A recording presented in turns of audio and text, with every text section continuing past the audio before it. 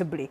Weewaawo olunaku olwaleero twagadde okutunuulira abantu si abali mu creative industry bokka wabula sekinnoomu gwatulaba yina sister brother uncle mother auntie buli omu ng'olina ky'oyagala okukola naye nga ekikusibye emabega ng'olinda omuntu akuyite for auditions, olinda omuntu akuyite for interview, olinda recognition, olindayo waakiri sente otandike capital funding obeeko ky'otandika naye instead of waiting.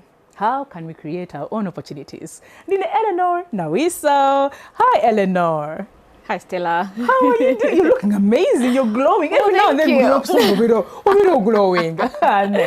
You look good too. Thank you, Eleanor. How are you doing? Good morning. Good morning. Oh, mwami ali atana family bali batya. Buli mali bulungi, matwali bulungi n'abaana bali bulungi. Amina. Pozimwe. Aje tuli. Munange. Tukomyewo. Abadde otumisinga biki byabadde osinga okusubwa by the way. Banange NTV yavuddeko n'ogamba kati obange nakulaba kireero bukedde tolina kyakulaba mu afternoon tolina kyakulaba oli awo ogamba bani ngenda kulaba ki kati mukomyewo and I'm so happy to have you back. Yes, thank you and we're happy to be back. And of course tukomyewo mu maanyi n'omukyala gwe tukyazza naye w'amaanyi yono omukyala ateetuddeeko nakulinda nti bannaye njagala munkoyire kino munkoyire kiri okutandika nga actress ate nagenda nga alinnya n'atufuuka director ate producer ate kati azimbye empire now she's an entrepreneur ebyo nabikoze atya waliwo yakwata ku mukono nakola bwati but tugenda kuba nga tubinnyonnyoka ne mu maaso eyo tulina bye tubategekedde.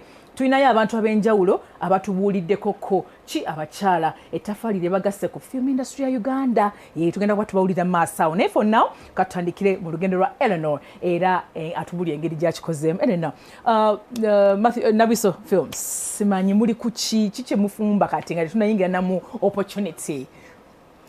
So Nabwiso Films tukyatambuza emirimu gya film nga bwe nakugamba lumu tetukola just films tukola commercials, infomercials, obulango so company ye kyatambula naye nga tugenda kukola akazannyo aka Uganda Matters ye feature film gye tukyakolako tukyanwanya buyambi kutegeka set kuzimba bintu kugulango buli kimu kya bintu bingi byetaaga okukola film eyo so etutuuziza nnyo nga tukyanoonya ebintu byetugenda okukozesa gye bujjaawo maaso. Okay, Eleanor, when otuuse gwe empire gy'ozimbye n'omwami wo obanga gwe nga ssekinnoomu golowooza wano wootuuse kibadde about talanta gy'olina oba wabaddewo watuuka akaseera n'ogamba wano wendi si wenina okubeera kambeko wenneeyongerako? Okutuuka wendi jani yabadde mpanvu nnyo naye n'okulowooza nti notuuka wenna okutuuka obeera mu kifo n'ogamba wano kale mbaddewo kimala kiki ekiri mu maaso awo kyenjagala okukola you know. So wekyatandikira actually natandika nga ndi ku stage nzanyako obuzannyo ku stage awo mu ssomero wenava kusoma nezanya obuzannyo ku stage era lumu mbazanya akazannyo mu National Theatre Kwezi nangamba waliwadde ogenda ku TV Kwezi Kaganda Kwezi Kaganda mugamba kati Uganda omuntu azanyiddewo akazannyo ku TV nangamba if there's an opportunity nja kukubira auditioning ninga nenkola audition nentuukayo nefuna akazannyo kabali bakayitanga The Hostel back in the year nefuna main character ya Hope nenzanya omwo nenzanya after like 3 seasons emyaka yange 3 nga giyise nga bagenda ku closing The Hostel ne bagamba kati omuntu agenzeewa so as an actress ku Hostel nenga ntula nenda abantu nga ndeganya okubeera ne director ndaba byakola mukagundike mukasengawo ndaba lighting ku set ndaba babeera ku cameras you know and I was intrigued. Because abantu abasinga bajja nze let me come do my part and then I get out of here. You understand?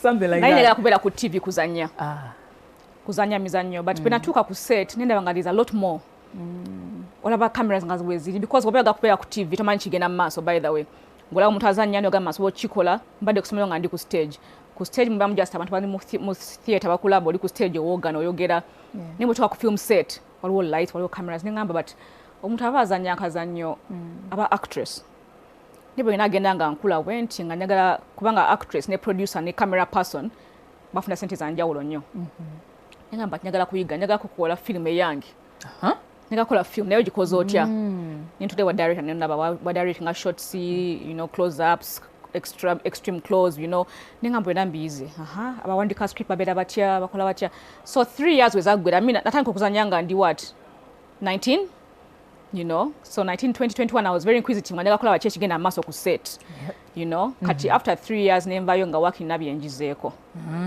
By just observing naye nga mbuuza ebibuuzo mbuusanya ebibuuzo tawaanya nembuusanya ebibuuzo nga kwezi musanga ku weekend nga ali awandiika editing nga nemubuuza ebibuuzo nandagirira how they write, how they do what. Nenvayo nga njiza ebintu nenga bitugenda everywhere batugamba nanga akazanyo kawedde omuntu akusanzeeko wa Nabwiso mukola kyennaku zino muli wa nenoonya opportunity nagenda ku National Theatre bagamba waliyo board ewanika auditions oba muzanyo gwadde akazanyo kewa nenoonya ebuzanyo nga tebuliyo nenga omuntu agenda wa at that time of course I naka meeting omwami wange, yes, you know, tufumbiddwa tutambula then I'm like tugenda kola tutya, yeah. Mina gamba niba tutanga company yaffe ya film tutandike company yaffe because tugeza kugenda nagenda Nigeria for auditions, yeah. Ningende South Africa auditions was take nenyo nateka mu nenyonyi ningende South Africa nonya audition ononya opportunity ningende, yes. Nairobi top actor those days ngati wali ningende Nigeria tunonya Disney had come to Africa banonya bazanyi ninga mama ngenda mu Nigeria ku auditioninga ningende Nigeria tebyayita bya Disney ninga mane omuntu agenda kola atya nyotandika Nabwiso films wala bwenkula bude mu kuzanya film tageza ko auditioninga opportunities are closed up in many countries bino byange nenga bakati Uganda if I go back katukole ekintu kyaffe, yep, nyotandika Nabwiso films with a vision to change people's lives through film, yeah. Tukama kai buli omu akola film nefe tukoze tutya film eri different tukola vision ya changing people's lives through film because that way you can get people to help you around, yeah. Ogenda kwogera ku gender based violence, ogenda kwogera ku HIV, ogenda kwogera ku you know many things topics, yeah. GBV, genital mutilation tukama tandikira ngo tuyingira kazanyo but wanted to entertain while informing, yeah. Tuyingira industry tankana raid of course with HIV, yeah.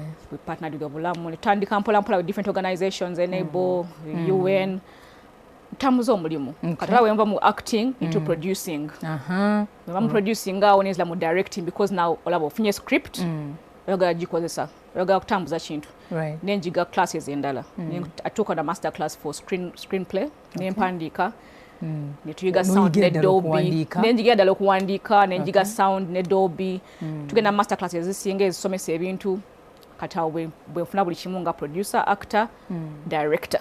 Okay. Obuvunanyizibwa nno bweyongeddeko bweyongera naye ate obuvunanyizibwa gye bukoma okweyongera n'ebintu ebirala by'okwasaganya gye bikoma okweyongera sinakindi ne ttiimu gye koma okugejja kati awo management skills awo because kati opportunity ogicreatinze and of course si gwe wekka togicreatinze for yourself but also for other people.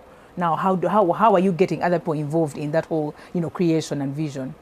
Otwamalira hostel awo nga njagala nnyo observing abantu era bwe mkwire omuntu essimu nenga manyaga ko nawe mba namulaba dda so mbamba tunulirani ndabo omuntu azanya atya onakola atya mu Chrome omuntu amanaging atya cameras awali ku sound so as opportunities zakula nga ndaba abantu betubadde nga tukola nabo gye tuvudde mabegaawo nenga bwe mfuna omuntu ono mulete bwetufuna omulala oyo mulete noli mulete namulabako olaba abantu because your first appearance strikes me engeri gyokola emirimu nenkujjukira nenkutereka nemanya nti ojja mukozesaako kati otandika okukozesa abantu along the way nobawo emirimu, yeah. Of course. And ogambye abantu bakola firimu naye mwayagala mukole firimu mu ngeri ey'enjawulo naye waliwo abantu ba creatives bwe babeera mu industry ntera okuchatingako n'abantu abamu nga bagamba olaba industry eno ekikulu kati industry webuzibu bakuba ekikono tebakuganya kuyitawo so sometimes ebitu blocking to reach where we want to be. Is it really the industry, environment, job, what over mindset? Mindset. So kugamba ntosa kuda onogamba nange era banange industry. Era banange industry chokoli waka. Togenze ko mu workshops. Togenze ko kunonya producer bapya. Totambuddeko gukwesomesa ngo omuzanyi nyongeddeko ki ku talent yange. So your mindset of being comfortable, yes. Joli wako tudde olinze bajja kunkubira essimu. Bajja kumpita. Era nze ndi musanye mulungi nnyo ndi indispensable. Ojja tula katebe industry etambule. So what's your mindset? Are you getting out to go get that opportunity or bo tudde waka? Because my mindset could be kuyawala kazanye Kenya. Betaga bazanyi abasamba omupiira oba bakuba ebikonde. Yes.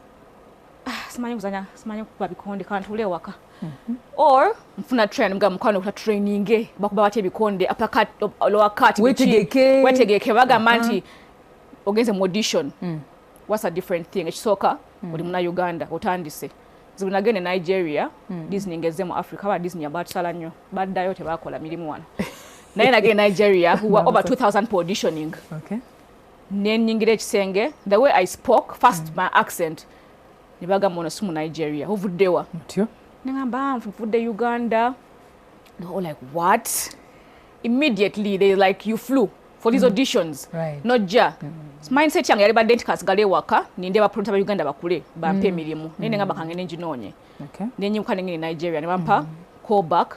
The next day I was in the cream of Nigerians. I was I was with them, the Ramses in 1/10 for a callback. Disney. Okay. Of course, the projects didn't take off in Africa, so we had to nenga na into when I took if I had sat back nengamba and zenga, you know, man omutona akazala. My son was I think 1 year. Yes. No. It takes a day to audition, 3 days. Second day you move around, third day you come back to your country, or in the callback. Yeah. You know, kat my mindset threw me to different places. Yimuko ofunecho yawita gofuna wabwerwe. Yes, but we tudde kuna kwesa asida. Pity parties don't work. Yeah. Get up, you never know which door you're opening. You knock at a door, knowing you know gamba muntu nchime kino. Nangamba tubai tulinzo muntu what? So singa wado tudde waka waliwo door for opportunity. Speaking of knocking at different doors, and I believe mu partnering n'abantu abenjawulo, big companies and organizations wembanga mukola zino projects ezikwata ku bulamu bw'abantu, and I've seen quite a number of them, and all of them banene ate balina bye bakozeewo. Mwayingirako komwezo rooms ezimu ne babagamba Nabwiso films tetujja kusobola kukola nammwe. You know, echo kyabazaako emabega oba kyabongera maanyi kugamba nti tweyongere tukole ebinene oba let's knock on another door. Actually, first experience yaffe yali our first feature film. Bwenkuzaako emabega 2016-15 now. 2016. Yes. Twalina script ennungi called Rain. Yes. About HIV/AIDS, early pregnancies in young girls. Nitugamba nze ndaba amawulire. Abantu bonna balimu the cause is what? Early pregnancies HIV. Nitugenda mu organization eyatuyamba kwolwo. Bagamba twagala kukola film eno ne erimu muki online n'ebintu byemukola. Muso okukosa film yaffe bayambeko musajja nagamba tetubitegere ebintu byamu. Naye lubuto. Olwene bweruti. Nibyongera okuta. Nagamba naye nawulidde waliyo budget ey'otuyamba okukola film eno mu company eyo. Ningenda mu meeting nezayo nengamba nze kola communication. I think utajja no raso kati twayogera bulungi kati twaga twetegeere njagala nzire mu nkunyonyole nga film yange begenda okuyamba songa ya company yo gamba so we also kukugana you didn't take it personal like banaye banganye cheka story yange mbi maybe enze ekizibu. No, I didn't take it personal because when I wandikira nganda bidaddala benalaba film benalaba script nengamba ino script ena opportunity nene nnyo sijja kugana kuddayo kusaba nitugeza organization endala kati tutatuka mu organization endala nganda bedda bajagadde ngene organization jena injagala ene endala ndemba gamba by the way nayogede ne gundi ono omulala bwoba mutegenda difference okuddayo wa gundi ono ngali in the same company company endala ngo bagambirawo nemba gambirawo ngamba katulo company inzo twala script eno ngene twala lero so bogende wa gundi ngamba katulabe ngamba script nyingi nene nyoneka kunyonyere film kakunyonya akachi story ekikwatako synopsis ngamba story jebe nagamba njagadde gundi musoke mujje wano nabeta abantu amangu ntwandikira plan nagamba tusenge contract back account ne bakaswa ko sente ningamba tosobola kudda n'ogamba ndowooza nze kizibu tebanjagadde ndowooza nze kizibu wala omulala kugwamu amaanyi because owazuukire n'okola idea yo n'ogicreatinga ne mukama agamba bwe nkuwa idea nga Stella joda bala 7,000 so if you don't execute olajaje execute oli omulala but muka ogenda ononye opportunity tosobola kunyiga n'ogamba ndowooza nze kizibu keep trying until you get that door open for you. Okay, those abantu abo basukka ne bagana then later on ne bakkiriza, but have you walked into doors never actually rejecting the idea, and how did you move forward from it? Mukama badde mulungi gye tuli ti idea zetukola soka zirowoozaako netukolera n'abantu betumanyi nti kijja bakolera. Okay. If there's any rejection, really, it's been a blessing. Kubanga I think waliwo twatandikira awo mu 2017-18 twakola ka series.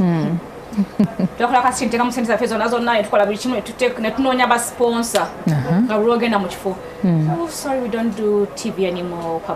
We don't need visibility. We want events. Another don't know konkona. Oh, we want events, not visibility on TV. Towards the end of our show. Yeah. Jisa wajja ku board nagamba bannange ndaba wasene. Katumaze tubwedde mu n'amaanyi tugamba tubivuddeko. Ne bwe yajja ntugamba mutulaze ekkubo. Yeah. Mutulaze ekkubo because mutugobye nnyo. Tugenze mu organization ya nyingi nnyo batugoye baganye. Let's sit back on the table. Olaba organization badde clear ne kugamba sagala visibility ku TV, njagala event. Siri mu event nkola film. Ningenda kukola nti ofuna omuntu omala okunjagaliza okola ki film gye njagala okola. Yeah. Awo nituba mu product ntugamba tudde ku ki platforms. So bagamba kugoba yakulaga ekkubo. Kituufu. So tubirowooza mu tugamba if batugobye no bagala events tugenzeewa. Ewalala. Wetugenda katawalala tugenda mu online platforms tufunye multi choice oro Afroland TV at that time Court West. Itumanya nti akatali just mu Uganda. Osobola kwate sente awala wonna mu nsi. Kati tambuza katambula nyagula. Ekituufu.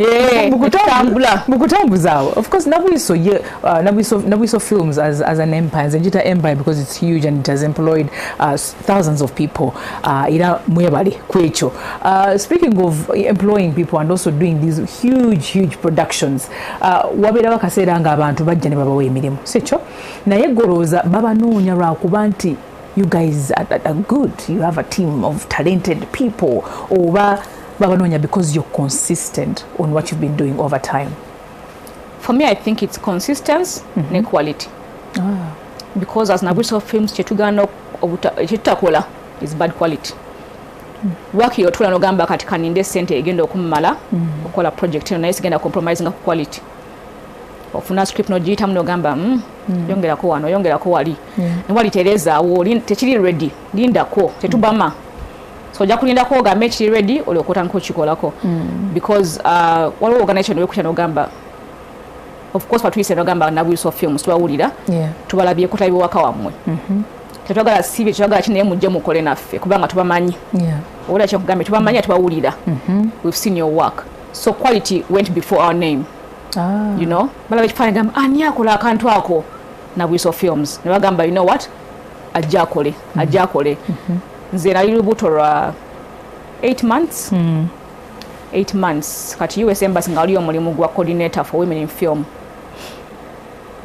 niteka application 8 months pregnant because I knew in myself at that time kola film sigena kubera mu desk nti nkoyo bachi njagala mulimu guno batukubire simu, hello, how are you? You should come to the US Embassy, there's a meeting.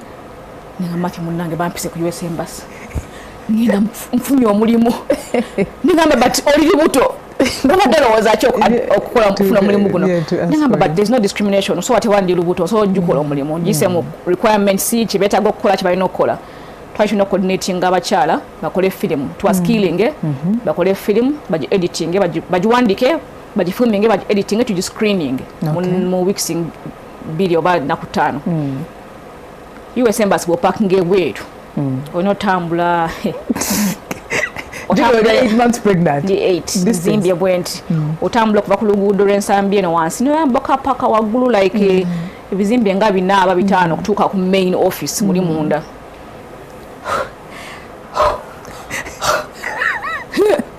Tutuze munda nga nzisa. Nina gamba bwe ntuuka munda muli nnyo kubeera nga nina amaanyi bikosa ga malemu maanyi. Yeah. That you can't. Niba tutuuka mu office abantu abalimu abala bakola. Hi. Ni waliwo omukyala samwerabira kubanga atuulaawo omulala n'abuuza how far are you? Mugamba 8 months. Mugamba so the job, and I said I can work. Omukyala yantikayo omukono n'angamba mama Nabwiso mbamanyi mu Luzungu of course. Nabwiso mbamanyi omukyala mumanyi akoze emirimu gye atambuza firimu namulaba yakola no Bed of Thorns nagenda London natambuza film nagenda ku BBC nakola ebintu ajja kukola omulimu guno. Wow. Nagamba, oh, you don't realize you have to go, places, you have to climb stairs, you have to do everything. Are you ready for this? Namagamba, yes. Omulimu ngenda gukola. Neva ngamba kale. Immediately our meeting signing mapula. Nga tukola omulimu. Neba gumpa. Naye execution, ndio kula mu contract execution is next month. Tuke tumulemu katono nnyo. Okasomo kote. Tugenda kumulamu katono nnyo shine Eleanor Nabwiso tovaawo tumulamu. Uganda era nga mfunye nnyo omukisa nnyo okukola n'abakyala abengi. Amanya agange nze nabimanya Humphrey nga ndi executive producer mu film industry eno ye Uganda era nga mfunye nnyo omukisa nnyo okukola n'abakyala abenjawulo era n'ekitongole kyange ekya Reach Hand Africa ne Sauti Plus Media Hub twatandikawo ekikwekweto nga bakiyita leeso film festival nga film festival eno ya kukkiriza abakyala bokka okwetabira mu film festival eno nga balaga film zaabwe ez'enjawulo n'okulaga ebitone byabwe eby'enjawulo naye enkyukakyuka ffe gye twalaba abakyala gye baleese mu industry eno nti baimprovinze nnyo ku quality ya film zaffe nga bw'otunuulira emitendera engeri gye boogeramu sitole zaabwe ez'enjawulo kubanga omukyala wabanga writing a script eyo obanga directing a movie eyo agenda teekamu nnyo omutima gwe ateekemu nnyo embeera nti ebintu byagala abantu balabe byebintu ate ffe bituyitamu ku daily basis. Amanya agange bampita Alan Manzi nga ndi mukozi wa film, ndi director, producer, ndi muwandiisi ate nga ndi editor. Abakyala nze ndaba okuva we bayingira we basalawo okukyekwatiramu kubanga edda nga naffe tetunatandika abaami be baali bakikwasaganya ba mwami Katende n'abalala abakulu naye kati we tutuuse wano abakyala ndowooza baalabanga waliwo stories zaabwe ezibasiiwa zebaagala okulaga n'okuzanya so nze ndaba okuva abakyala we baatandika okukyengiramu ne bakizanya kuva mukyala Mariam Dagire mukyala Irene Kulabako be baatusookawo n'abalala abalimu ba Eleanor Nabwiso ba Nana Kaga ba Nisha Kalema bonna batandika nga bazanyi ndoze ne balaba nti no stories zituli mu callers filmmakers teziri representing human race yonna balaba all stories ez'abakyala ezibulamu but not only that ne perspective y'abakyala ku stories affe za bulijjo so ndoze we basalawo kyekukwatiramu there's been a big change abakyala abasinga kati actually be bali mukuraninga na industry yaffe omwaka oguwedde ndowooza nominations ezasinga mu best feature film mu Uganda Film Festival ne nominations za best director abakyala be basinga era omukyala yagiwangula so bangi nnyo kati ate bavudde okuva mu directing ba producing abeewandiikira ne bazanya so kati the industry yafuuka yaffe ffenna. Mbalamusiza mwenna bali ku mukutu guno amanya agange nze Naana Kaagale n'abaterega Kagga ndi mwala mu Mbejja. Nze ndaba nti abakyala mu kwetaba mu kintu kino omanya abakazi tuyina bingi bye tuyitamu kati tuyina engero ndoza abasajja ze batamanyiiko ku buli kantu konna nti osobola okutuula wansi n'ogera olugero omusajja kye yandikugambye mu sentence ng'emu omukazi osobola okuwandika pages ekintu naye nga kiri ku nsonga y'emu naye abakazi okukyetabamu ate kituleetedde amaanyi nti bano abazungu abajja nti ng'oba balina ssente zino eza grant CV baagala nnyo okuteeka abakyala ku mutindo ogubeera nga basobola okwebeezaawo kaakati abakyala okubeera mu firimu kireese nnyo grants mu Uganda eziyamba ekonomi yaffe ate n'okubeerawo nti n'emirimu gizze mu sekita ate gisasula nga bwe girina okusasulibwa nti singa oli bweru ng'okola mulimu gwe gumu. Amanya gange nze Mulindwa Richard ndi film producer ndi director ndi writer byonna nze ndowooza enjawulo abakyala gye basingidde ddala okuleeta mu film industry naddala mu Uganda eri kukuba nti bwe kituuka mu creativity abakyala abo balungi mu creativity kubanga engeri gye kiri nti bali emotions zaabwe bw'obanga katugeze omukyala gw'okwesezza ng'omuwandiisi aba agenda kuwa ekintu ekiri ekiri catching ekikwate nnyo n'okusinga ate oba oli awo omusajja. So nze ndowooza nti enjawulo gye bataddewo naddala mu kuwandiika mu storytelling ebadde y'amaanyi. Era bw'otunuulira we twatandikira film industry okuba nti abasajja ffe twawandiikanga ffekka, n'otunuulira ne story kati eziriwo olaba enjawulo ey'amaanyi. Kubanga nze story zange zensingidde ddala okukola nzijje mu bakyala, abakyala bebadde banyumiza emboozi ezo ate oba oli awo nange nenzinyumya. Bw'otunuulira mistakes girls do era nali nnyumya ku bawala kubanga amanya agange nze nabimanya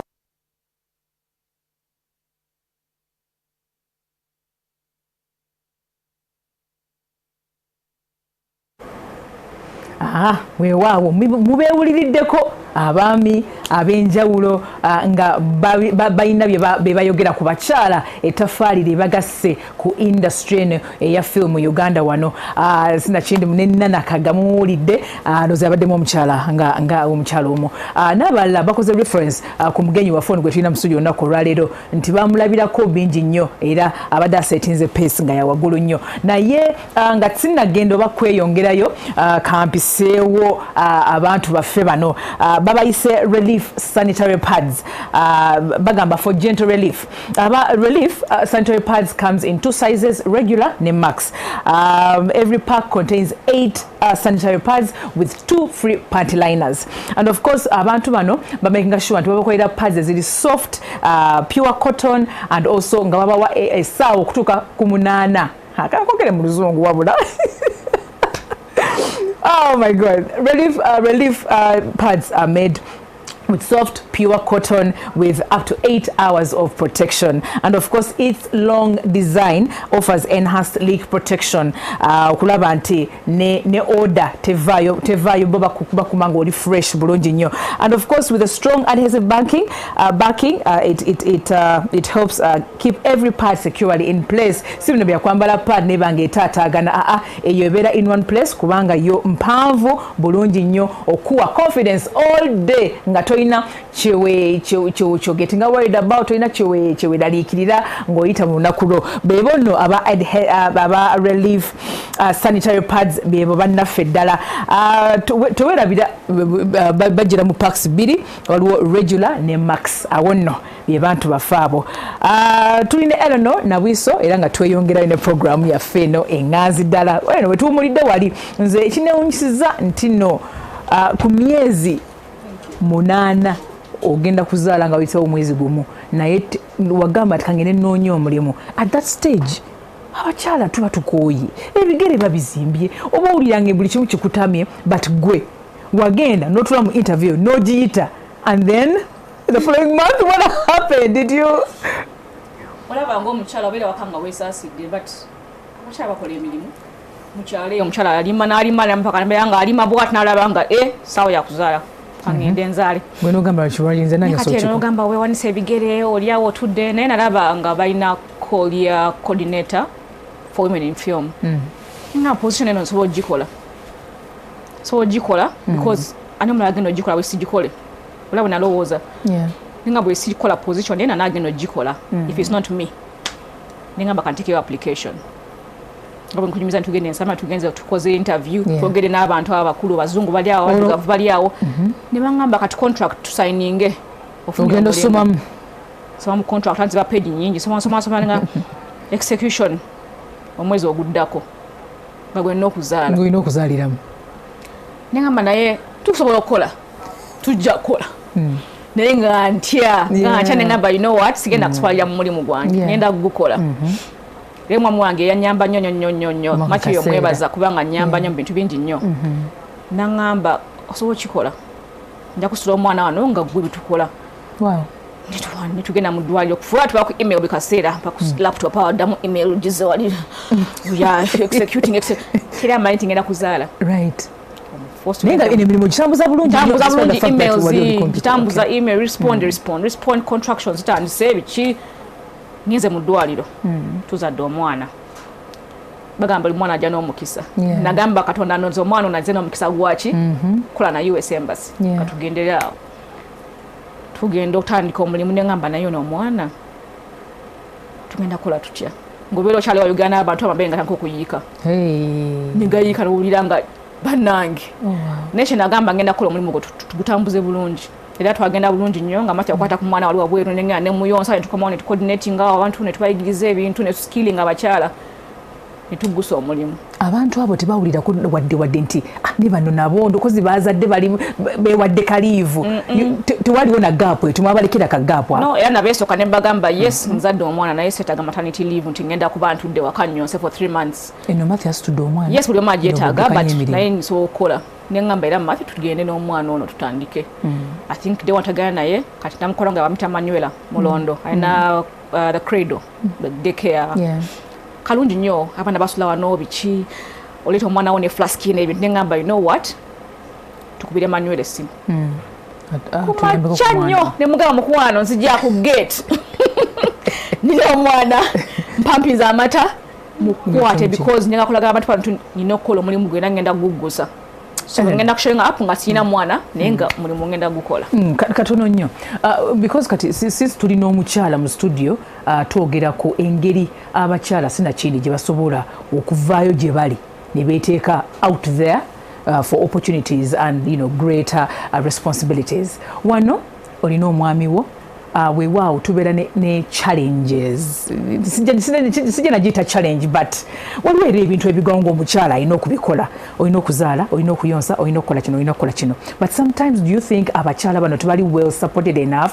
especially maybe with partners or family or community or society ddala mukaseera ke bayitamu bangi abakayitamu right now naye nga balinza opportunity. I think okubeera ne support system kirungi nnyo naddala ku bakyala okuzaala si kwangu banange neno ozala omwana ngwe na opportunity eri ku mmeeza ngwe nogitwala wetaaga mami wetaaga auntie wa muganda wo anybody to help you with your situation ogenda otambuza omulimu kati nze ngamba abantu buli kaseera okufuna support system ng'oli mukyala ng'ogenda kuzaala kitandika ng'oli lubuto era gye nazaalira kitandikira wali who is with me anatambudde nange kati nze nga Matthew twatambula ffenna tugenze maternity classes batuwuliridde omwami n'amanya nti omukazi bw'azaala ayita mu kino ngongo gumenyese enaayika omusaayi entali bulungi alina okulya obulungi anatambudde naawe what's your support system? Is it your husband? Is it mommy? Abaami batyo okubeera n'abakyala babe nga bazadde abakyala bamu bagenda mama waabwe ne babeerayo simanya for how long ne babalabirira so olina ofuna omuntu gwetambula naye weno jjani agenda okuyamba kati nga nze simanyi tuula wansi mu kifo kimu manjagala kukola mirimu nina otambuza nina okola something but kyetaaga omuntu ogamba Matthew oba mwami wange nkwatiraako muganda wange nkwatiraako mami nkwatiraako ntambuza omulimu nze omuntu afuna omulimu simanyi kukosa nnyo bakozi funa nnyo obuzibu because I like perfection naye mba naye basimufunye I survive twafuna omulimu ne akina mama wa Africa twalina meeting but normally bogenda kusala badde bakyala tugamba banange muzaala ddi ku mwana n'ozaala asooka omwana muzeeko n'omuzaako ye bannange ati mufuneeko muwala n'ofuna omuwala kati mnafuna omwana owokusatu awo okuna nga support system etandise okuvaako mami atandise okukola ebyakola mu bukadde sisters and brothers bafunye emirimu buli mwana akola byakola n'olaba nga oli wekka n'omwami wo batuyise ku meeting banange meeting yancha nononya buli omu hello can you keep the kids bambi I'm busy mami abana mbalete waliwo wana wenkola renovation banange mukwate kuba nganteri ali available navuga mtu agenda ku meeting kati office eri bweti waliwo dinisa boardroom eri wano na parking wano ningamba bana musigale mu motoka kati musirike paka mala meeting 30 minutes tops tujja kwa tufulumye organization y'abakyala good enough ningira mu office magani musirike nyingira hello nkoze presentation yange presenting the script wano tukoze ebitokola mu makati go kwogerawo mama bewagambye musirike nengamba but you know what mukama nze ntuse wano nkoze presentation yange wesagufuna omulimu because I'm a mother and no one was there to support me today. It's okay. Because now 2 times a film, Matthew, producer and the producer, we had 2 meetings on the same day. One of us had to keep the kids and it couldn't be Matthew because there are many. I said, we're going to meet you and then we're young and I'll manage. Okay. Sorry. Are those kids in the car? I say, yeah. I have no help, but let's continue the presentation. They're fine. I left them with things. Mariza. kanje ngamba if I don't get this I don't get it, if I get it nefuluma nizile muthu kanaganye musijikira chimbadde mugale muntu katsimanyi banafuna obuli matendo ndese nituvuga ntugenda omukyala yankubya nangamba wansanyusiza nnyo ng'ozze wano ng'omaliridde n'aba na mmotoka era okulaba nti omukazi yali mu forefront of this leadership of a company atambuza omulimu atalina abaana talina mukozi mukazi gwe kankuwa omulimu guno yes because of your qualifications and your quality of work naye mulimu ngenda gukwasa nengamba at that point I was my own support system kyengezako gamba tulina kuba n'ogamba nti neesaasidde bannange era sijja genda mu meeting leero support system eganye mame taliiwo weesaasidde dadi taliiwo baganda bwe tebaliiwo otudde okasolinze meeting why oba bagita bati okwongezaayo okwera nga kale mpayo next week oba kale siina musaasire no nagamba now the support system is myself meetings no maiswala dakiika 3 kangende n'abaana mu motoka nzigulewo endabirwamu mbawe ebyokulya tumalirize nefuna omulimu just like that so sometimes ngukola bulungi nnyo tukutambuza the end of the day company comes together nofuna crew egenda okukola but then support system could be there, support system might be gone. What's your plan B? Onetuulako oba ojagenda okola ekyo olina okukola.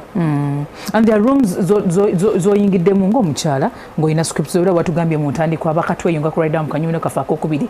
Eleanor used to go in different offices nga bagamba nina script eno naye abantu okulaba nti omukyala yazze written by who? Matthew or you? Peter, James oba Rita? Okay, ale ekintu ekyo I don't know, people have that thing of script ya mchala habla simanyi, yet those are the most, if not most powerful scripts that we have. Richard Mwindo agambye stories that's ngo kugwera woko yokunyumiza abantu through film is about bachala and also written by women maybe katigwe. When you used to get that, did you used to get that wachifunanga ekyo chukutunuza side ayeyo because muchala, you know? Why you be disrespected at any point because you're a woman, but not because of what you bring on the table? Ekintu kyenganye mu bulamu disrespect. Nadala from the opposite sex. Naganye ngire ekisenge abamenga mwebali fina tuyimire twebuuze. Totunula eri nga nyingidde. You know why? Nange nsomye tuuka wooli. Abakyala bamutu ennyoma because simanyi oba nantwala batya. Era simanyi oba kale era bw'oyingira nga weuna wetya but you need to command presence notuukawo because I mean muli mwenna bakuyise oba gwe yetutteyo kiki engenda okuleeta ku mmeeza kye beetaaga kye nnina era manchi kiina bamna mumbuuzeeko munneeguyeeko nange you know ne bw'owetya atya ate munnange ate because you're confident in what you're bringing actually confident kubanga mu 2019 ndeganya okukosa stories because kikuyamba okumanya ekintu bwe kifaanana twagala kukola emizannyo twagala kukola emizannyo waliwo ekibiina ky'aba actors ne actresses tujja fana tugamba idea bannange singa tukola firimu ffenna no netubeera nga tulina firimu nengamba you know women's month is coming ngenda kukola firimu nga yabakyala crew nga yabakyala abazanyi bakyala buli kimu nga kyabakyala why because ali mu meeting nengamba basajja tukole ffenna mu nsonga ya omusajja ono ajakitambuza omusajja oli nengamba naye kati ng'abakyala tebagala kiwulira nengamba you know what to prove a point nti omukyala asobola okukola firimu asobola ogizannya asobola okubeera ku kamera asobola ogidirectinga n'agibeerako ekisinga okunsesa nti buli kimu kyenkoze ekinene ennyo nali lubuto nankola firimu gye bayita Bed of Thorns yali ebakyala made by female led by female led crew and cast nenga bangenda proving a point bwekwata kamera nayo kwata sound nayo kwata ayuzanye nitukola Bed of Thorns twagikola mu 2019 nga simanyi nakigenda kuvaamu nengamba women have been rejected in many spaces. I've had stories of women getting to places to ask for production roles nabagamba no oli mukyala abakyala bamanyi kukwata kamera ne bagamba togala kukola oli mukyala tojasobola okusitula nengamba but you know camera nawe omanyi camera gomanyi sound wasomane sound lwaki tubabawa mirimu tukole ffenna to proving a point mu industry All women came behind me, and I'm so grateful. Yes. Abakyala bajja. I like the cause.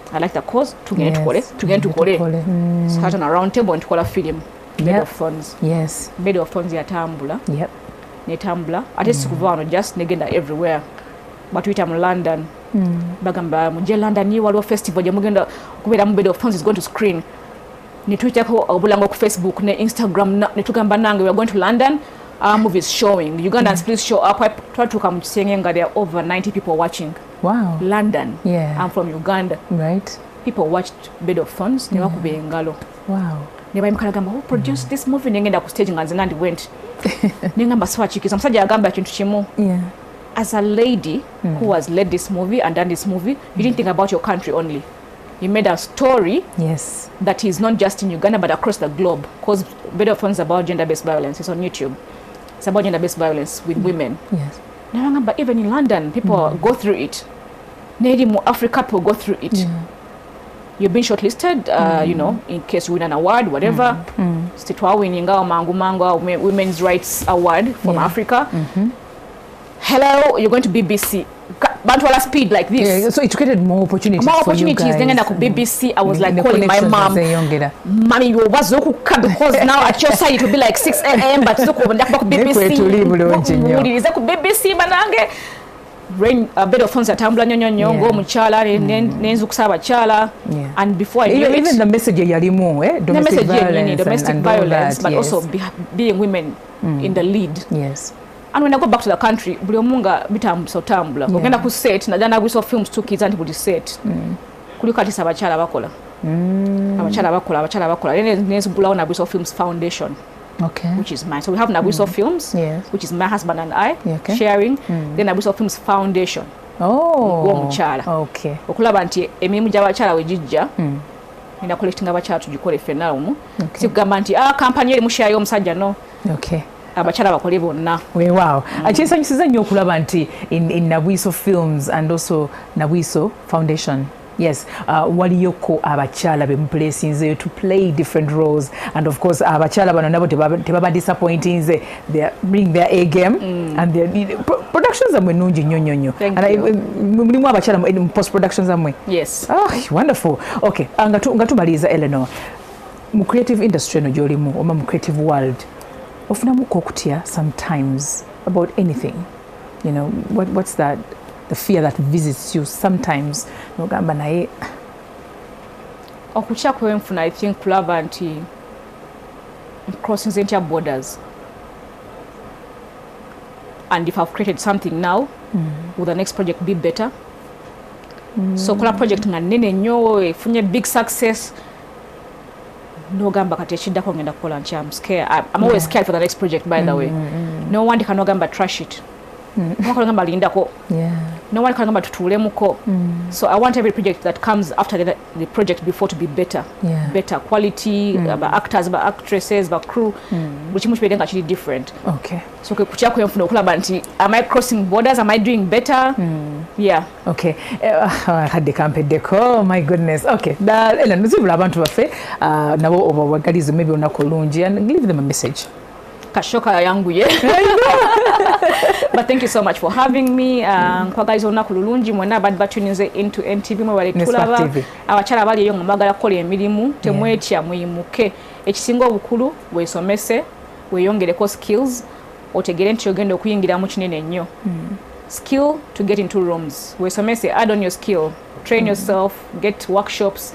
Weesomese yongereko education, degree ba diploma, ekigenda okuyamba ba masters wa PhD, ekigenda okuyamba okulinya eddala okuddawaddako. Mwebale kufula baleero, mwebale kuwuliriza. Thank you Stella for having me and I wish you a good day. Thank you so much Eleanor Nabwiso.